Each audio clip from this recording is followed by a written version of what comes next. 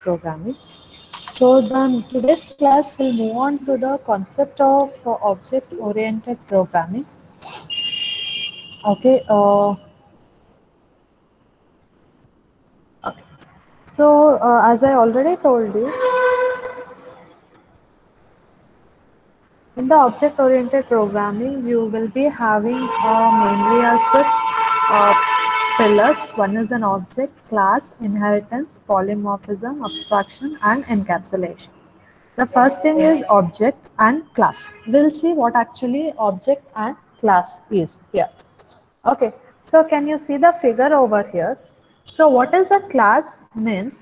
Class is a blueprint of an object. That means, for example, if I want to construct any building, first I will prepare the blueprint, and then if that is correct, for that exactly I will build the building.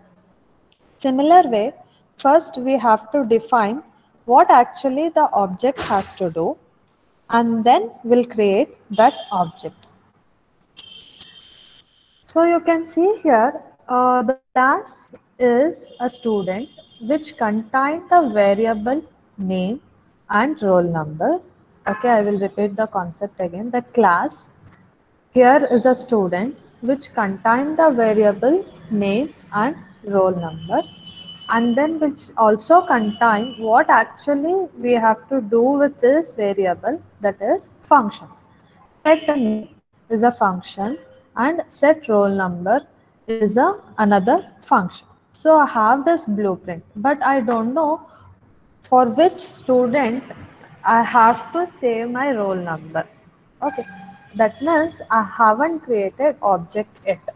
So first I will create an object saying Nancy, that is a name is Nancy. How I will set the name Nancy? By using this function set name Nancy, and her roll number by using this function I will set 1999. That means I have created a student object which contains the information about that, the complete information about that object.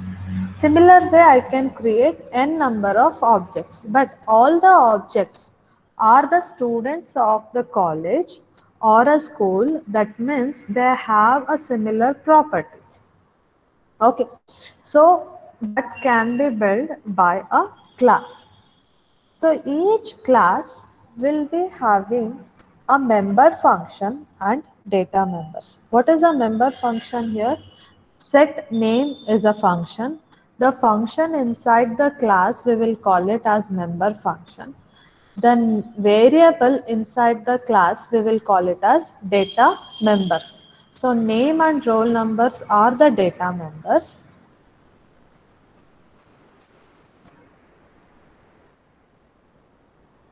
Name and roll number are the data members, and set name and roll number are the member functions. Okay. Next, access modifiers. Okay. What actually this access modifiers will do?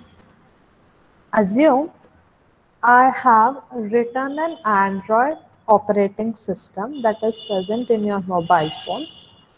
What I will do is, I will give it to the company which sell the mobile phone which contains an Android operating system. There, what they will do is, for 5,000 rupees mobile phone, they will enable some of the features. For 50,000 rupees mobile phone, they will enable most of the features. But the operating system is same, but the functions that is available inside the 50,000 mobile phone is not available in a 5,000 mobile phone. Why it is so? That is because of when you are creating the class, you will create the access modifiers, that is public, private and protected. If it is a public, it is available for everybody, and if it is a private and protected, we will discuss later. Right now, Whatever the data members and member functions are there, we will make it as a public so that everybody can access this data members and member functions.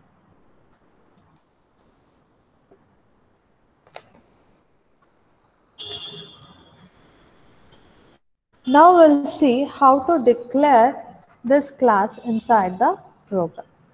So the starting two lines are as usual, that is Hatch include IO stream and using namespace std. The next thing is, usually in the C program we'll start with a main function, but in the object oriented programming we will first declare the class. Say here I will declare a class. Okay, first I will write the syntax.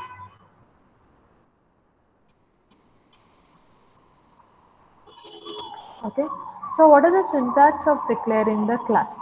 Class will always start with a keyword class and then class name. Class name is a case sensitive. Next, you will be having a access modifiers. It may be a public or it may be a protected or it may be a private. Each have its own keyword and that is a case sensitive. The access modifier should be ended with a semicolon.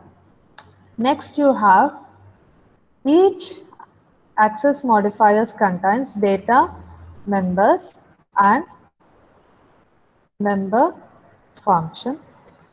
Similar way in the public you can also declare data members and member function. Okay. Once you have created the class, you should end up with a semicolon. This is compulsory. You have a class which open and close with a flower bracket and the end should be with a semicolon. Okay, this is the class now.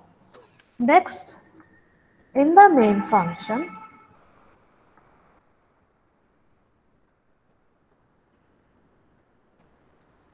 what actually the class represents? The class here, it is a data type of an particular object. That means what? Int is a data type, that is a built-in data type where I can only store the values of integers. Whereas here the class is a user defined data type. Here I will frame my class or frame my data type in such a way that I can save any type of built-in data types and also I can call any functions inside an object through this class name. So class name represents a data type of one particular object. So how you will initialize a variable? Usually the syntax is data type followed by a variable.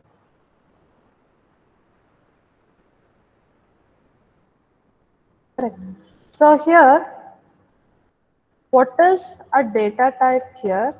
The date, if you want to declare for the class, that is class name is a data type and variable or object is a variable here. Okay. So now I will pause for a moment, have a look on this program. Now we have to create an object for a data type class name. Can somebody suggest me how I can create an object inside the main function?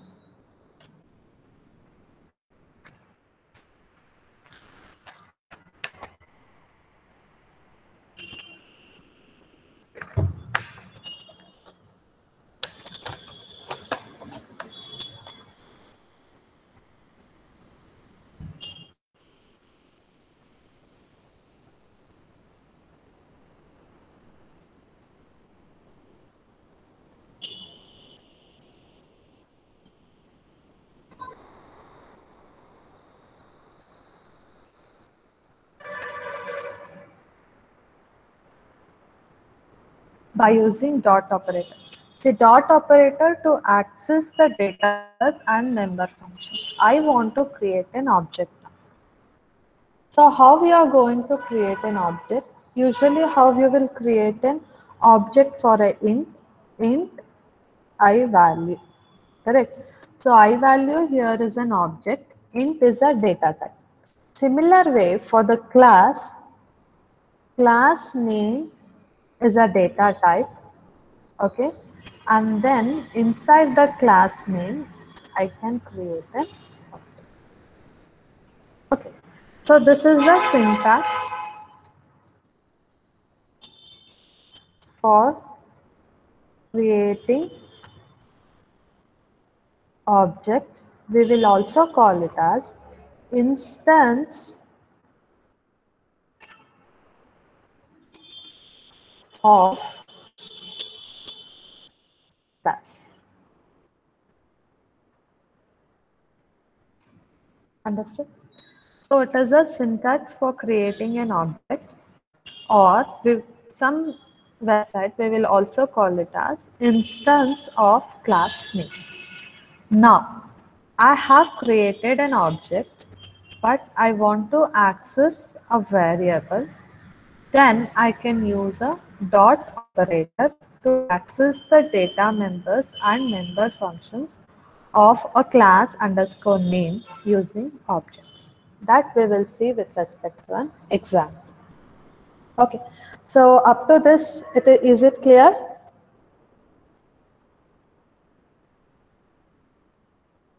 Or do I need to explain it again? Because this is the fundamental you should understand.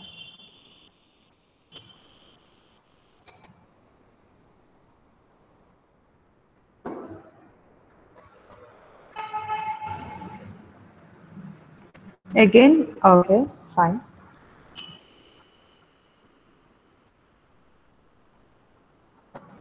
See here, in the main, you are creating a data type followed by a variable.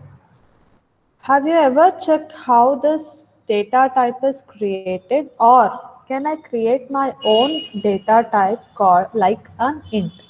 Yes, you can create your own data type. How you can create your own data type? By using a class. Okay, so class will provide you a blueprint of any object. That means here I value is an object.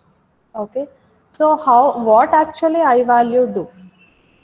Here what I value do? I value should store only integer. It should not store anything else. So how you can do that? That is by declaring the class. Okay.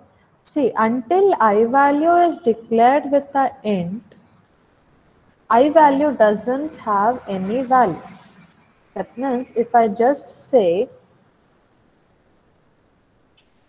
I value, it doesn't have any value. It gives me an error, but I should provide a data type.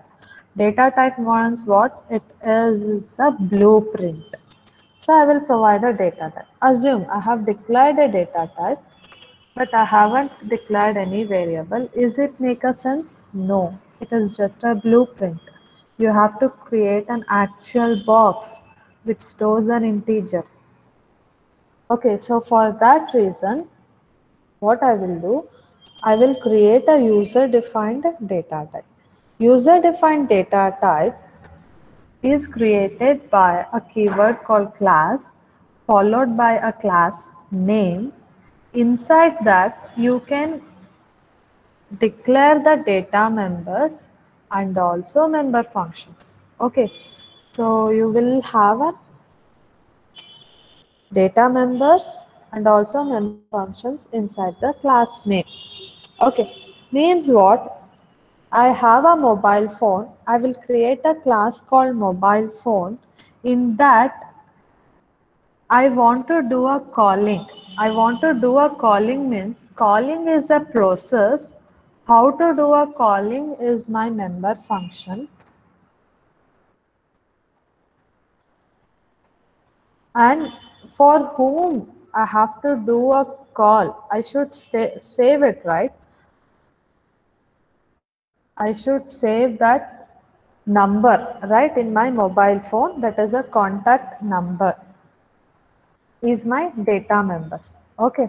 So I want to do a call, but that is common for most of the mobile phones. So what I will do, I will create a common data type which go to a particular number and do a calling. Okay, so how I can do it in object oriented programming?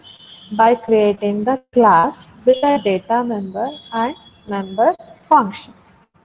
Okay, so to access this data member and member function, I should have an access modifier. Say here I have a public, that means I can access this data member and member function inside the main. If it is protected and private, I cannot access inside. So I'm providing the security. Okay, that is the access modifiers you're supposed to use. Now we just don't bother about protected and private. We will feel that every data member and member function can be accessed in the main. So I make this data members and member function as a public. Okay. So now we'll see the syntax, how we can write this program. And now we will see actually how we can write with respect to some example. Okay. So similar way, public, I will create a class called box. Inside box, I will be having a public text int height int weight. Okay. Now what I will do is I am declaring the class to set the value for height and weight and display that. Okay. So here how to create an object for a box. Now how to create an object for a box is data type. Data type is box, that is a class name, followed by a variable name. I can say it is object, OB. So I want to access this height and set the value to this, or I want to access this weight and set a value to this. So how you can do? Obj dot height is equal to 7. Similar way, obj dot weight is equal to 8. Okay. So dot operator is an access specifier or access operator to access the variables and the member functions which is inside the class. Anything if you want to access from the class, you are supposed to use dot operator. Okay. Now see out. I will calculate the area of object is equal to obj dot height into obj dot weight.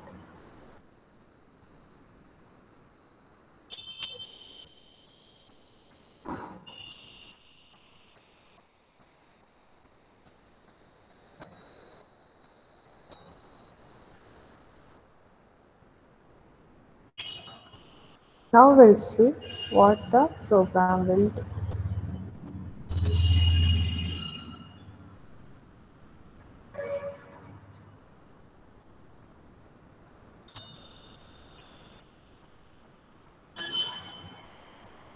See, the area of object is 56. Why I have called this as a blueprint? Because like a obj, I can create n number of objects.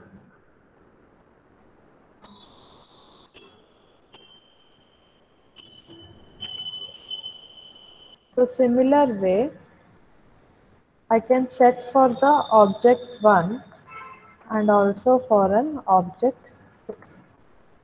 Object 1, I will set a value.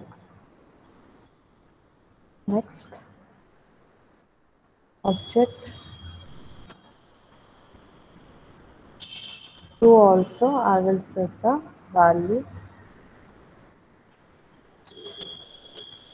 Next, for each object, I will calculate the area.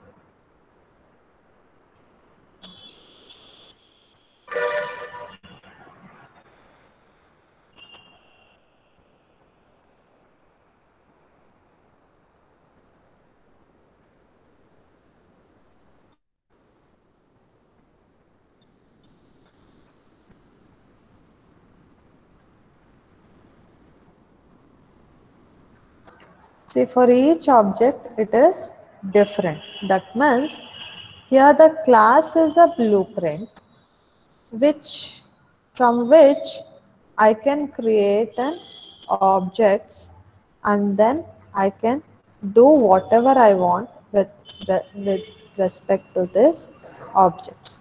OBJ is different from OBJ1 and OBJ1 is different from OBJ2. In the apartments, what they will do, they will be having a blueprint of one house and then they will replicate for each houses. Correct. Usually the apartments houses will have the similar construction. How it happens? Because they will be having only one blueprint of one house and they will do the replication. Similar way we are doing here. Are you people clear with the concept? I will pause for a moment. Have a look on this program. Yeah, I'll just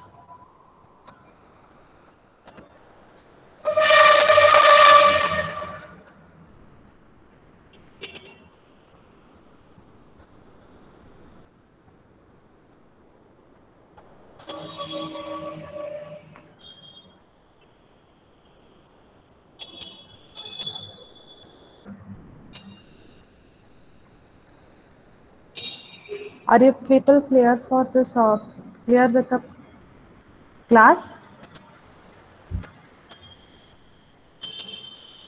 Yes, Chetan? Okay. Thanks, Nitesh. Now, the next thing what we are supposed to understand here is I'm just initializing the values here. I don't want to initialize the values. I want to initialize when it is being created only. So what I will do, I will set here 8 and then I'm just lazy to do it for obj. So I will not do it. So in that case, what happens? When you create this object, it creates a memory space for height and the width, and then it will assign the value to 6 and 8. Similar way for object 1, when it is created, it creates the space for height and weight and it will get assigned to 6 and 8. But the later case, I will just change the value to 5 and 9. Similar way in the object 2. Okay, I will just show you how it happens. See, when you are creating the class called box, it is just an empty. But when you create an object, then it will assign a memory space for object, and previously it was empty. Now it is equal to what? 6 and 8. 6 and 8. Okay. So when it creates an object, then only it creates the memory space for height and the weight, and then it is assigned with a value 6 and the 8. Similar way for object 1, what it will do, the same thing, it creates object 1 memory space only when you are creating an object. Okay, at that point it creates a memory space for height and it creates the memory space for width, which is equal to 6 and which is equal to 8. Okay, so this is the story up to here. Okay, this is the story up to here. When it is creating the object 1, it will assign height and weight will be equal to 6 and 8. Once it execute these two lines, then it will change the values to 5 and 9. So now it changed the values to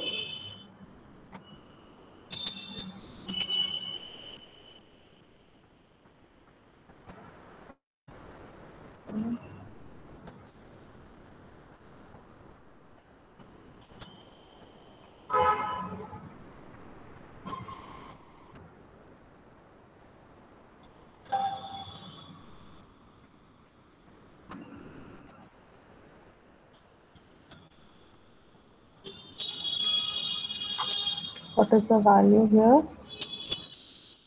5 and 9. Okay, it becomes okay. Not okay. Here it becomes height will be 5 and weight will be 9. Now I will alter something and you should tell me what will be the answer.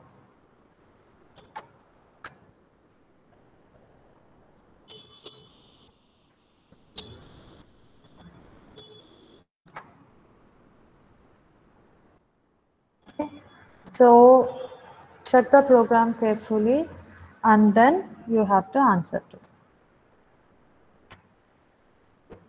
What is an output? You will get it now.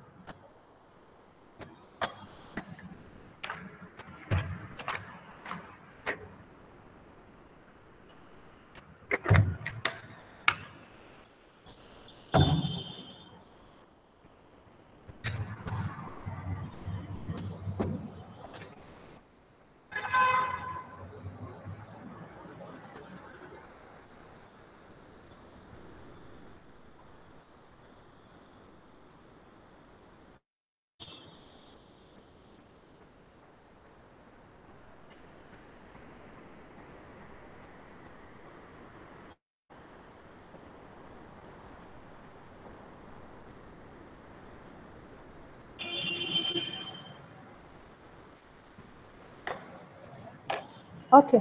So can I expect the answer here? Okay, 60, 45, 30. 60, 45, 30. Beautiful. You are getting the similar answers. Now we'll check what will happen.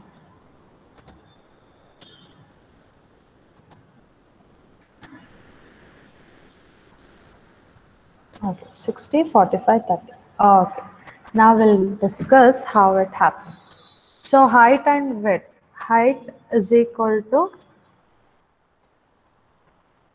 6 and the weight is equal to 10 because I am not declaring anything.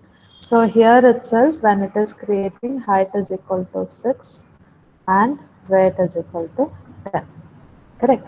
Now the next thing, when it declares an object 1, then also it becomes height is equal to 6 and weight is equal to 10. But now for an object 1, it changed height to 5 and then weight to 9. That means at the end of this, your height will be of 5 and weight will be 9 for object 1. Next, here object 2, I am just changing for an height is equal to 3. Okay, but when it is creating height is equal to 3, sorry, 6 and weight is equal to 10, but height has got changed to 3. So here height is equal to 3. But weight I'm not changing, so it remains same as it is of the previous one. So it becomes weight is equal to 10. So now you will get the result 60, 45 and 30. Okay, this is how your class works. Okay, any doubt? Any doubt till now?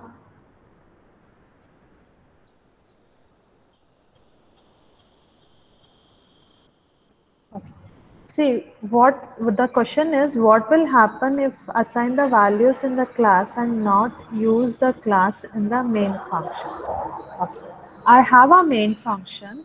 I have a built-in data type, character, int, float, double, etc. If I'm only declaring the int inside the main function, it doesn't affect any of my program. That means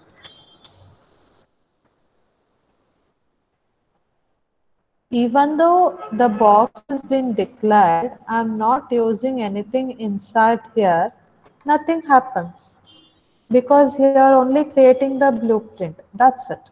You create the blueprint, keep aside whatever you do, other thing, you do it. That's it. So it doesn't reflect your program. For that, I will give you one more example, say class box 1. Okay, in this I will be having a public. Next, int breadth is equal to 8. Okay, I'm not using this inside my program. See here, I have a 2 class. Only the box I have used. Box 1 I am not using, but still I am not getting error. But it doesn't call that class. That's it. Okay. So this is how about the data member. In the next class, we'll move on to the member function. This is a very beautiful question, Prabhanjan. Will box 1 consumes memory? Until you create an object, it doesn't allocates the memory. Okay, I will repeat the concept again. This is very important. Until you create an object, the memory will not be created. Okay, so once I create an object for box called obj, then only it create a memory for height and the width. That means you can check the size of for obj,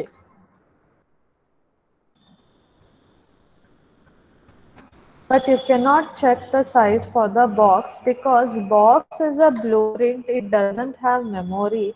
Once you are creating an object, then only it allocates a memory for height and then it allocates the memory for weight. Then only it creates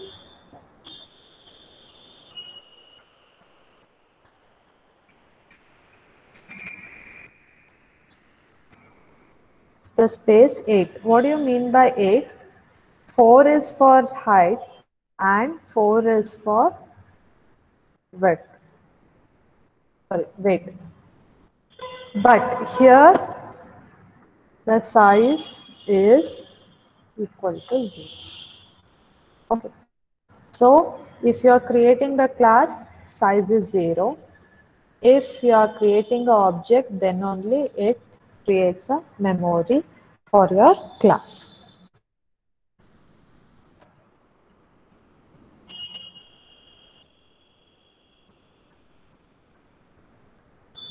See, it is just a blueprint for breadth. Even though you have assigned the value 8, it doesn't consume any memory. It doesn't consume any memory. Even though you have n number of declarations inside the class, It doesn't consume memory until you are creating an object. It just saves, that's it. It doesn't consume memory. Any other queries?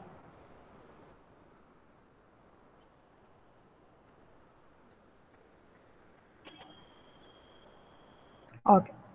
So I feel you people understood this concept. In the next class, we'll continue the member function. Today we have only seen the data members. Next class, we'll move on to the member function. Thank you.